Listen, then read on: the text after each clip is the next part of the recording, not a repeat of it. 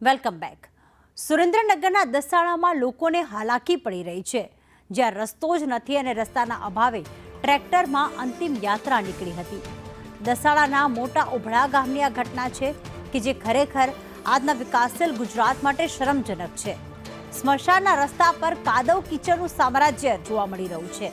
દર ચોમાસામાં આ જ સ્થિતિનું નિર્માણ થાય છે. સ્મશાન જવા માટે પાક્કો કોઈ રસ્તો કે છે જ નહીં. પાક્કો રસ્તો પણ નથી અને ત્યાં તો કાચો રસ્તો પણ નથી, કારણ કે કાદવ કીચડનું સામ્રાજ્ય હોય છે. વિકાસની વાતો કરતી સરકારની અહીંયા પોલ ખુલી ગઈ, કારણ કે ટ્રેક્ટરમાં અંતિમ યાત્રા નીકળી.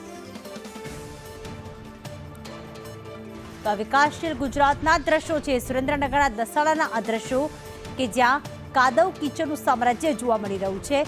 પાકા રસ્તાની વાત તો દૂર રહી, અહીંયા કોઈ કાચો રસ્તો પણ નથી અને અહીંથી જો પસાર થવું હોય તો કાદવ કીચડવાળા રસ્તામાંથી જ પસાર થવું પડે છે. સ્મશાન યાત્રા નીકળી ટ્રેક્ટરમાં કાઢવામાં આવી, જેના કારણે વર્ષોથી લોકો આ સમસ્યાથી પીડાઈ રહ્યા છે.